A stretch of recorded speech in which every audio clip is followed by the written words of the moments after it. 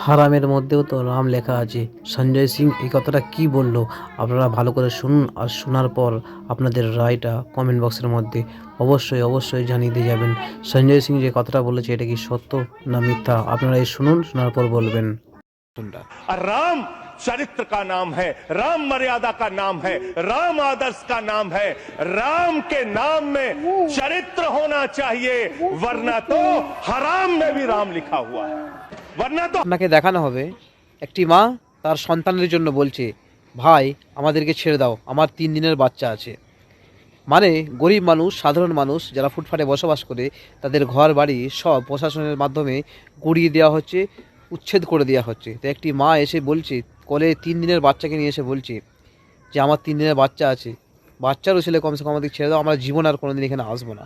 দেখুন সেই